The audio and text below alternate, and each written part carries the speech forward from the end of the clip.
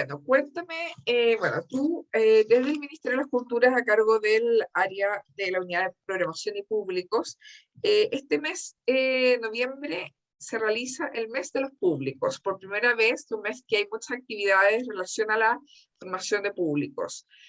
Cuéntame sobre cómo surgió esta iniciativa y cuáles son los proyectos y las actividades que se están realizando este mes.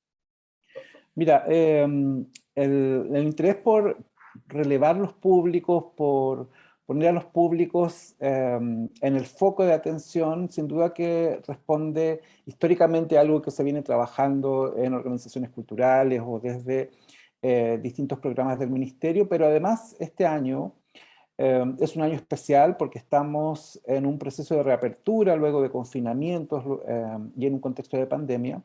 Entonces hacía mucho sentido que una iniciativa que teníamos desde el año pasado, que era generar un mes de los públicos, pudiéramos materializarlo en esta oportunidad. Es la primera edición del mes de los públicos que en Chile y en Latinoamérica, y toma como referencia una conmemoración que se hace en Europa también en noviembre, que es el Día del Espectador, que lo organizan varios centros artísticos y centros culturales.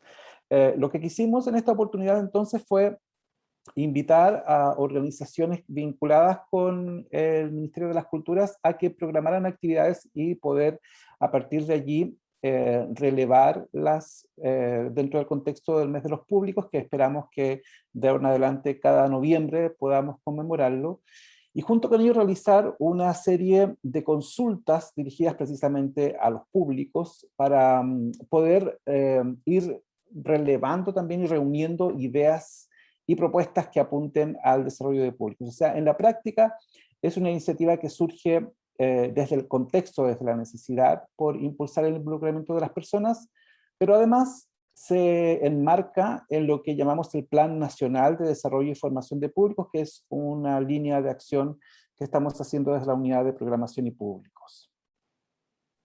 Buenísimo. Cuéntame algunas actividades destacadas que van a suceder este mes. Bueno, hay varias organizaciones, tanto en Santiago como fuera de la región metropolitana, ¿no? Pero destacaría algunas tan diversas como la charla que se está gestionando por parte del Museo Violeta Parra con la antropóloga Leticia Pérez, quien es un referente en cómo pensar los públicos hoy en día, especialmente en un contexto digital, presencial, en un contexto híbrido. Ella es una de las principales impulsoras, además para nosotros ha sido un referente en este análisis que hace de pensar los públicos más allá del solo hecho de ser público, sino que pensar cómo el trabajo con los públicos implica fomentar la participación, pero junto con ello la cohesión social. También hay una serie de visitas, diríamos, teatralizadas que está poniendo, que está activando a partir de esta semana el Teatro Municipal. De hecho, ayer realizamos una visita especial en ese contexto, que mientras está con su programación de conciertos, estará este mes también programando visitas teatralizadas junto con dirigir sus contenidos de este mes hacia los públicos. Yo creo que es importante allí quizá comentar que el Teatro Municipal, que es el teatro más antiguo, digamos, que opera en el país, recordemos, fines del siglo XIX, cómo está abriendo un área de público y justamente la está poniendo en acción en este contexto, y cómo también están constatando la llegada de nuevos públicos en esta reapertura. Creo que ese es un punto importante. Luego también hay actividades en el Museo Precolombino, que ha programado también una serie de recorridos mediados que creo que son también muy relevantes. Actividades dentro del Teatro Bio Bio, en el contexto de su programación de este mes, y también el Parque Cultural de Valparaíso, entre otros. En general, los espacios han estado muy receptivos a ser parte de este calendario de acciones. Y creo que me gustaría mucho poder destacar una serie de consultas que se van a hacer en algunas regiones. Quiero destacar especialmente la que se está preparando en la región de Magallanes, donde se van a hacer activaciones en espacios abiertos a cargo, en coordinación con la Seremía de la región, donde se va a estar activando algo que se ha denominado el juego del laberinto de los públicos, que busca justamente invitar a los públicos a reflexionar qué significa ser público, cómo podríamos incentivar ser más públicos o involucrarnos de otra manera con el quehacer cultural. Perfecto, gracias. Está súper interesante la actividad. Bueno, también el tema de la formación de públicos es un área súper interesante porque requiere un trabajo que es súper particular, porque es atraer a que nuevas audiencias, a veces públicos jóvenes que no conocen muchas veces lo que está sucediendo, se acerquen a instancias culturales y participen. Eh, Acá también han tomado un lema que es que los públicos no nacen, se hacen. Cuéntame sobre este como propósito también, como que tiene que ver con la formación de público.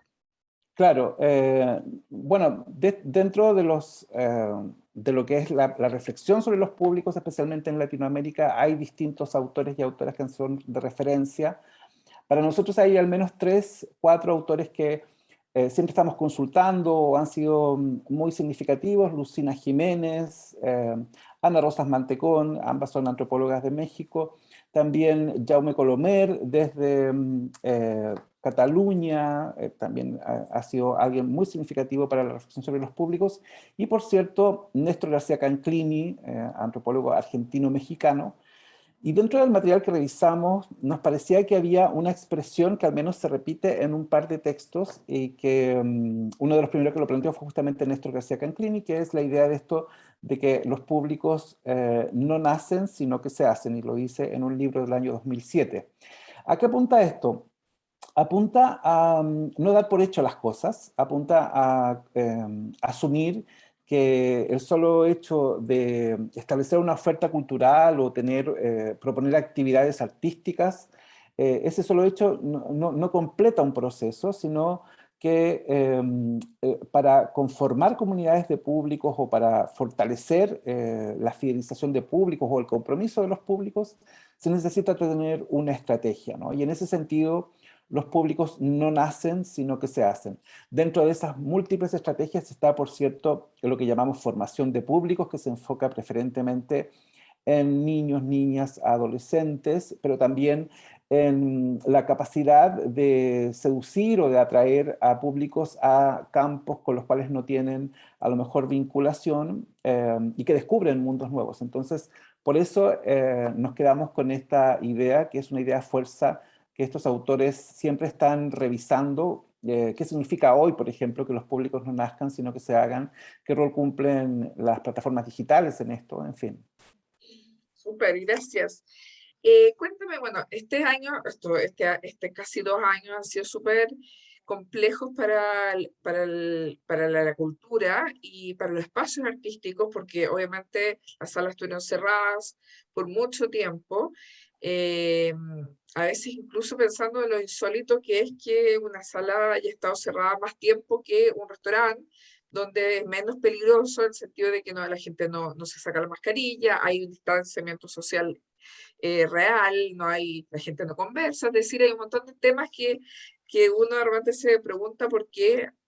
Sí, el restaurante es mucho más peligroso porque la gente está comiendo sin mascarilla, y las salas de teatro, de cine, qué sé yo, o de arte escénica estaban cerradas, siendo que la gente sí efectivamente ahí no corre tanto riesgo.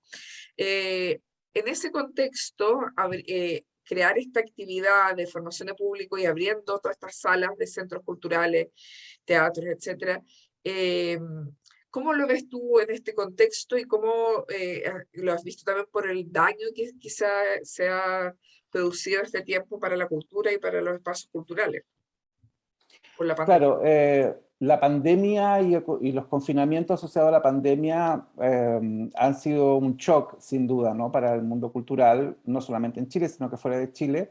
Y esta sensación, digamos, dispar, justamente la sensación que tú describes, es algo que uno se encuentra en contextos muy diversos, ¿no? Esa sensación de que el mundo cultural fuera particularmente afectado. Y creo que yo lo miraría de dos maneras, ¿no? Uno, que estos forzosos confinamientos o suspensión de actividades han hecho evidente el valor que tiene lo presencial, ¿no? Creo que ese es un punto en el que es importante detenerse. Pero cuando decimos lo presencial no estamos diciendo únicamente el hecho que el sector de los creadores, de las compañías artísticas estén en un escenario, sino el hecho de contar con alguien en esa sala, ¿no? Entonces creo que los públicos en ausencia han cobrado un foco importantísimo.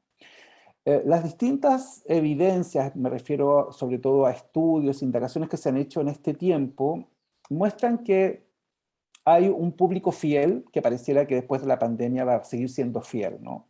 Y ese, dependiendo del contexto, eso puede oscilar entre un 14 a un 27%. Pareciera que en Chile está en torno al 25%, según una consulta que nosotros hicimos. Pero junto con ello, también hay un público quizá más ocasional, mayor de 45 años, mayor de 50 años, que no tenía tanto el hábito de asistir a espacios artísticos, que probablemente va a esperar. O sea, todo indica que va a esperar un tiempo antes de volver, ¿no? Y allí entonces hay un desafío justamente como una consecuencia de la pandemia. Pero creo, y aquí aparece un dato que no es menor, cuando hemos estado conversando con distintos encargados y encargadas de espacios culturales que están reabriendo, en Chile, en Perú, en Argentina, en Colombia, en México, aparece la idea de que podríamos hablar técnicamente de nuevos públicos, porque hay personas que durante la pandemia descubrieron centros culturales, teatros o actividades que se realizaban en espacios cercanos y que no los conocían o no habían ido. Y gracias a la trazabilidad, hoy día es más fácil poder saber un poco la biografía, diríamos, en términos de asistencia de las personas. Y hay porcentajes bien interesantes que algunos espacios se están reportando en términos de nuevos públicos. Entonces podríamos decir, por una parte, que claro, va a haber un impacto en términos de los públicos. Hay un sector del público que va a ser un poco pragmático y va a tomar distancia. Pero hay dos fenómenos que pareciera que sí se están dando. Uno, el retorno de los públicos más fidelizados, entonces eso en general nos desafía o nos invita a trabajar justamente por ese compromiso. Y hay este nuevo público que habrá que ver cómo las organizaciones, cómo los espacios los comprometen. Por nuestra parte, justamente hacia allá apunta la idea de establecer un mes de los públicos, ¿no? Para que tomemos noción de lo que nosotros como ciudadanos, como personas, como comunidades, el rol que cumplimos, ¿no? No solamente apunta a hablar de públicos desde el sector artístico, desde el sector de las organizaciones o desde el sector de las agrupaciones artísticas, sino que pensarnos nosotros como públicos y cuánto nos involucramos y la importancia que tiene ese rol justamente más aún en esta etapa. Súper. Oye, y otra que te preguntar, bueno, también, también producto de la pandemia surgieron las audiencias online, que es como el nuevo desarrollo de público de gente que no está acostumbrada a ir a espectáculos o experiencias artísticas eh, al teatro, al cine, qué sé yo, presencialmente que a través de los contenidos online de estos espectáculos, distintas plataformas como SNX o los mismos teatros que sacaron sus plataformas online y los centros culturales, aparecieron nuevos públicos. ¿Tú crees que eso también ha ayudado a potenciar esto y que esos públicos online pasen a la presencialidad? Pareciera que son justamente audiencias digitales las que se están convirtiendo en nuevos públicos presenciales. Digo pareciera porque no tenemos datos parciales de espacios culturales, habrá que ver cómo esto se da en el tiempo.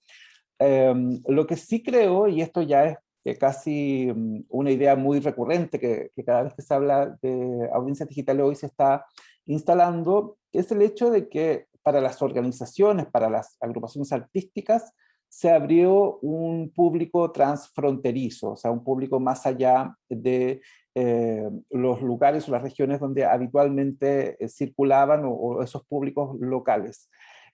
Y tengo la impresión que eso se va a mantener en el tiempo, se va a mantener en tanto haya generación de contenidos con ese fin, en tanto esto ya se integre como una estrategia.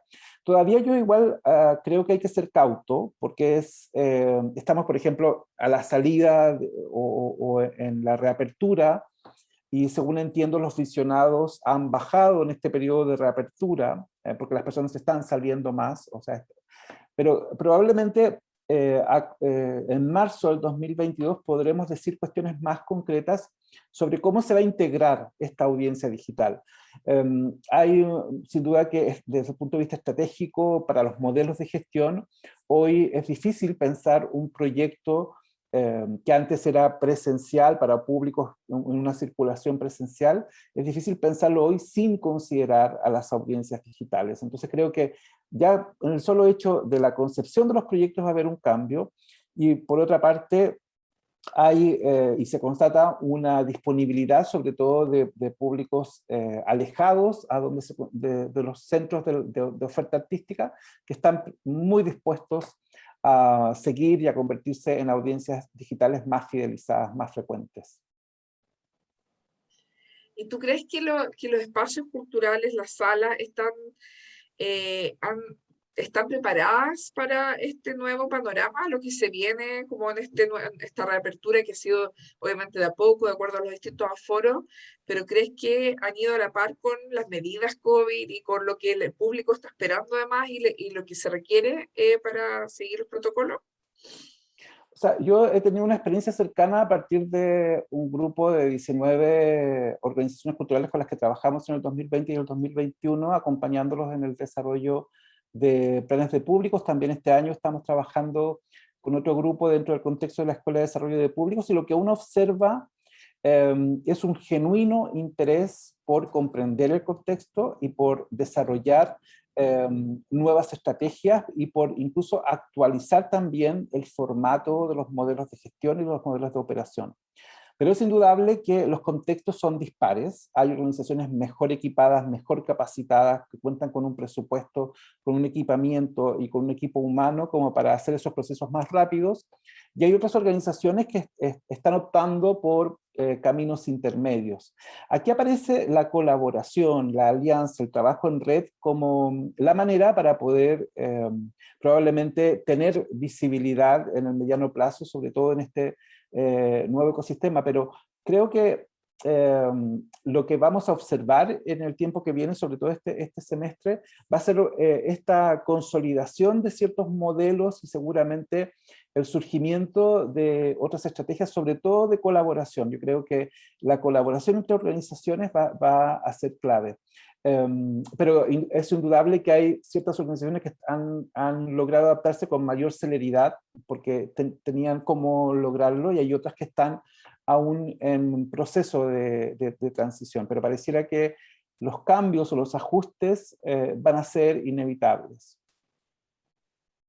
Perfecto. Y con respecto a los contenidos, ¿tú crees que ha habido un cambio en los contenidos artísticos de estos distintos espacios? ¿Sientes que también el contexto social, cultural, político ha influido en las nuevas producciones que se están desarrollando?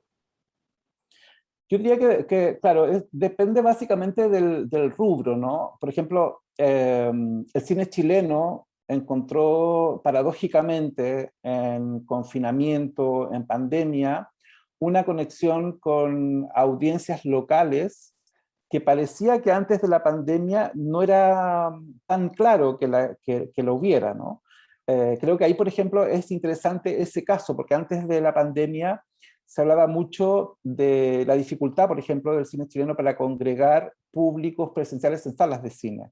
Pero durante la pandemia hemos visto que había una predisposición de un público interesado, y probablemente tenía que ver más con los canales, con los puntos de conexión, con los canales a través de los cuales llegar.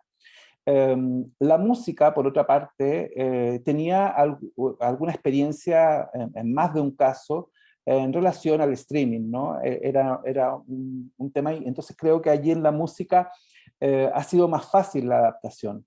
Donde ha sido más desafiante, especialmente en Chile, es en el campo de las artes escénicas. Yo creo que ellos se enfrentaron un cambio porque lo que define a lo escénico tiene que ver con la experiencia en vivo, o por lo menos así lo definía hasta antes de la pandemia. Y lo que hemos visto es una adaptación, una transición, en un primer momento probablemente una traslación de los formatos, pero en el tiempo, yo creo que ya un año después, sobre todo en el 2021, hemos comenzado a ver cómo la creatividad también comienza a adecuarse, ¿no?, a estas nuevas condicionantes. No estoy seguro que vaya a sustituir en el caso de lo escénico, las pantallas van a sustituir lo presencial en lo escénico, y eso es poco probable porque es la esencia de lo escénico, ¿no? Más bien se ha reafirmado lo escénico. Por otra parte, ha habido, o estamos en un periodo de alta demanda de participación, y los proyectos han venido haciéndose cargo de eso. Entonces hay un diálogo que se está generando. Pero creo que todavía no hemos visto del todo el potencial que tienen estos formatos híbridos, ¿no? Como los formatos que quizá puedan ser más inmersivos en el mediano plazo, y seguramente es allí donde vamos a conocer a lo largo del 2022 proyectos que profundicen el potencial de las pantallas, por ejemplo. Perfecto. Bueno, y por último, ¿qué le podrías decir a la gente para invitarlas a que asistan a este mes de los públicos organizado por el Ministerio de las Culturas, las Artes y el Patrimonio? Bueno, los invito primero que todo a revisar el listado de actividades que están en el sitio web mesdelospúblicos.cl, o pueden también revisar el sitio web programacionypúblicos.cultura.gov.cl. Allí está el detalle de las actividades de todo el mes, pero los invito sobre todo a preguntarse, ¿no? ¿Cuándo somos públicos? ¿Dónde somos públicos? ¿Qué tipo de públicos somos? ¿Y cuánto podríamos llegar a involucrarnos más? Porque hoy los públicos ya no son esos espectadores pasivos que están solamente esperando en una butaca, sino los públicos de hoy se involucran como co-creadores, como coprogramadores, y afortunadamente estamos en un periodo en que las organizaciones culturales están abriendo esos formatos. Así que les invito no solamente a asistir, sino que a participar activamente como públicos. Buenísimo, muchas gracias.